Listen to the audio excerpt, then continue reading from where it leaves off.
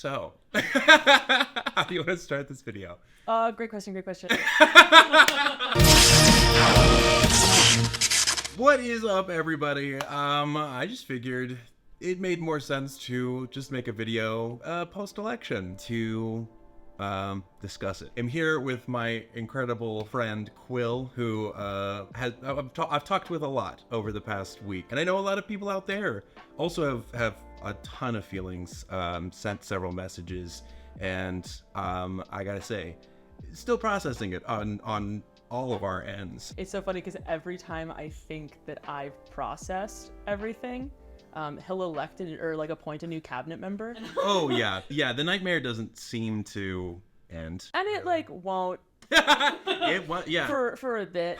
I think it's just this past week I've really I don't know, been crestfallen to the point where it's been really hard for me to kind of do anything. I've been hearing this a lot. Absolutely, dude. I feel like I spent, and I'll grant you, I wasn't in a great place before that happened. Oh yeah. No, I feel like this year has been very tough, and this is the cherry on top of everything. And so when it happened, I just felt kind of like I was in a daze. I feel like I'm just starting to fall back into routine. I'm back in the gym now, and trying to figure out how to move forward, which I don't know. I feel like I'm less shocked than a lot of people, maybe. Not that I had some great insight, but I think that a lot of people had more faith in the idea that we were insulated from this somehow, that someone will stop him. I think it felt nice to hope. Oh my god, yeah. For 100 days. I was definitely one of the people. I was very shocked to hear this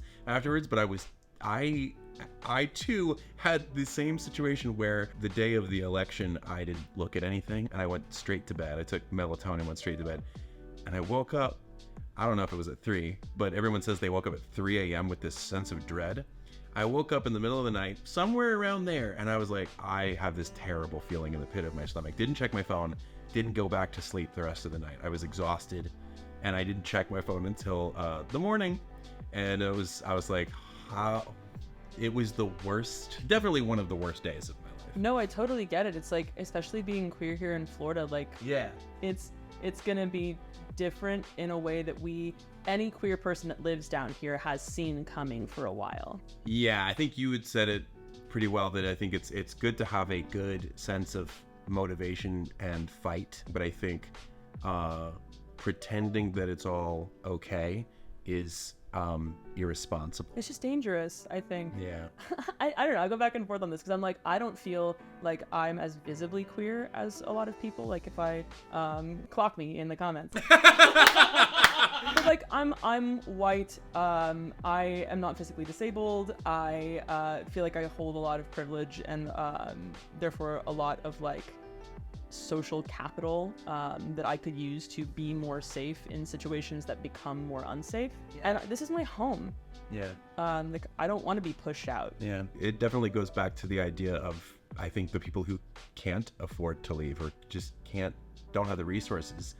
There needs to be some people here to help defend and fight for those people in any way that we possibly can. Yeah, absolutely. I know my parents are pretty fed up with Florida disappointing them time and time again, election after election, and my dad has expressed interest in leaving, and it's another thing that's very heartbreaking for me because they're one of the best blessings that I have living here. It is embarrassing being a Floridian a lot of the time, but I'm telling you, we're definitely not a monolith, and I know that that's the case for a lot of the South. I think so many people, there's a shame. I definitely have been in the place where I feel angry at the fact that so many of these decisions are made by people who seemingly don't have our interests in mind. Somebody put it as this is the worst group project ever.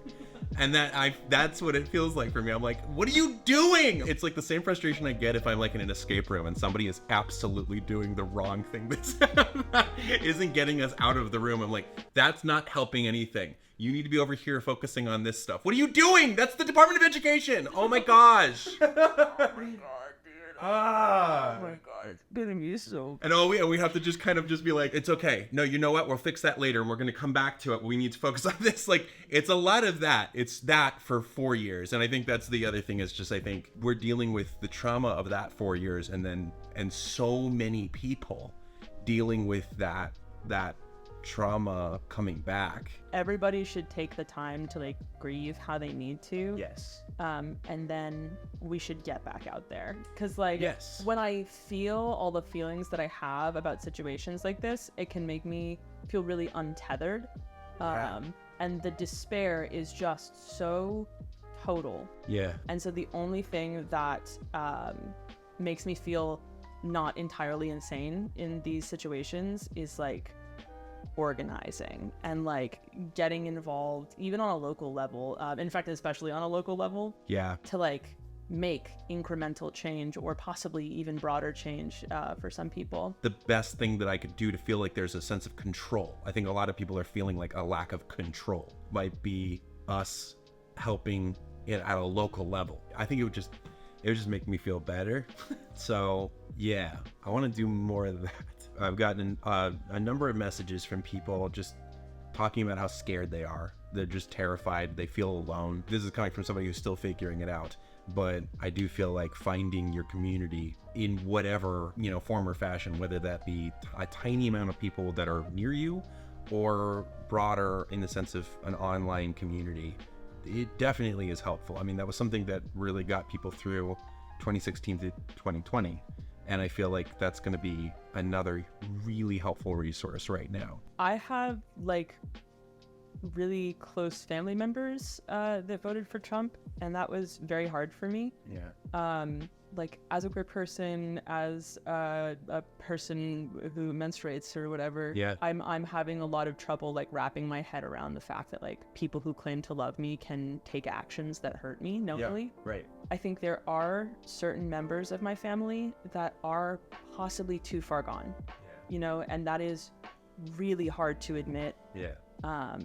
But I think too, there are people that are still reachable, and we sort of have to not put aside our anger with them, but like process that together. Like I talked to one of these members of my family, and I told her, I was like, we are going to have very long, very difficult conversations to come back to a place of normalcy in our relationship, because I cannot understand how you did this. It's not our economic policy that we're debating, these are human rights.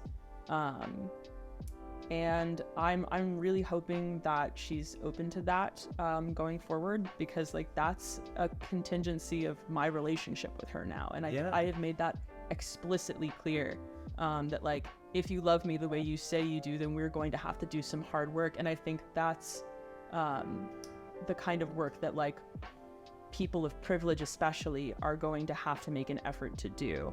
I guess going forward, I'm trying to figure out what is within my power. And it's very similar to the vibe and the energy and the fear that I dealt with in 2016, which was like, okay, I think what I can do, what is within my power, is to make content that informs as well as keeping it light. It's edutainment. It's edutainment. It's a beautiful word. I think going forward, that is I mean, that's my goal in whatever way that I can, because I don't know everything. I'm still learning it, and more to the point, I'm also going through these same feelings of fear and sadness. That is, I think, what is within my power to do. I think it also might be a way to channel that anger that I feel. Totally. Because I feel like I'm angry because I feel like I can't do anything about this. And so maybe by doing some more of that, it makes me feel, okay, I'm making some sort of moves, I'm making some sort of action. Yeah, something I've been saying a lot recently is we can't let our despair drive us to inaction. It's like we can't let what feels like the totality of this result stop us from doing the everyday work that absolutely can be done and was being done before he was elected and will continue to be done after he takes office. Right. Especially as we go forward into this scary time, we need to remember that like our queer ancestors were in positions like this before, and like how did they react to these things? Yeah. It was like a lot of community care. Yeah. I think everyone's gonna have their own processing to deal with this, and it's gonna take longer for some people or whatever. I hope that journey is as smooth as possible for you, because it's gonna take a little bit of time to get back into the swing of things, but we're trying. It's interesting because like I think the swing of things is going to look very different. Like even now, as I feel like I'm returning to my routine in a lot of ways, it feels different. Yeah. You know what I mean? Yes.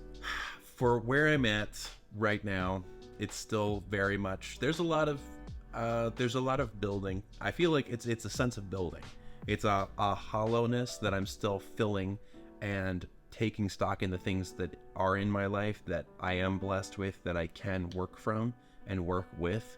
And I'm slowly building myself back up from that. It was at the date of this filming only a week ago. What I hope to do to help the building and help me feel more control, you have really helped kind of like inform me about things that can be done locally.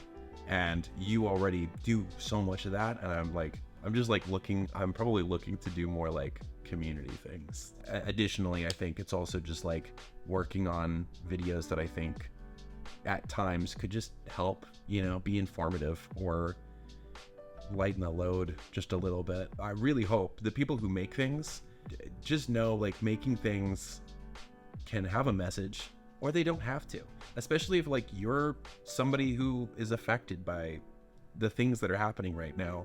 You have earned a right to work on things that are mindless and fun. Like you also can work on that stuff. So I'm hoping to do a combo of that. Some things that are just mindless and fun, and then some things that, hey, maybe can say something or maybe help somebody who might need something. It's been our MO for a long time, but that's where my head's at right now. I have so many minds about this. Number one is I have got to get gayer. Yes! I'm so serious, dude. Yeah. Being queer can be a form of protest. Yeah. Yes. Where I'm like, if I grew a little mustache, that could be a form of protest, actually. Really piss some people off. Absolutely. And also I would look so good. Yeah. You can rock a mustache. So that is one thing that I might be able to do. And also I know that I talked a lot about like reaching over to the right and like pulling people over. Yeah. And I do genuinely believe in that work. But also I know that there are some people who are not there in their process, and that is so reasonable. And so maybe it's more beneficial for those people to try to find people who are like-minded, something that I feel like I have already done. So maybe I forget to mention things like that, but like there's so much work to be done by people who like share our values. And there really is something for everyone. Like you could get involved in a food pantry, right, or in food shares, like in a public park. There are ways to support people who are being incarcerated. There are ways to support your local queer community. There are ways to support your environment wherever you are. Yeah. And take action in that way. So like if you have an interest, if you have a skill, if you have the desire to learn a skill, there is something for everyone. So it's really just a matter of like plugging into the people around you who are doing that work that you might not even know about, which is why going out into the community and like meeting people and talking to people is so important, because you'll learn about stuff that you never knew about, even in a town as small as this one. Oh, I'm learning about functions that are being done in this town all the time that I had no idea existed. Well, this is how you do with any community. Once you hear about that, you can ask, how do I get involved in that, Quil? But yeah, please, if you are dealing with any of these feelings, don't be ashamed about that. Own that. Understand that you have every right to feel the things that you're feeling, and however long it takes for you to build up and work from it, please take it, but don't give up building. Like, please, no matter where you're at, please don't give up fighting, and take care of each other. Yes, please do. And watch a silly video every now and again. It also helps. I'm so serious. Play is like a really underspoken and so important part of like the revolution. Yes. If we get to our perfect world and it's not fun, I don't want it.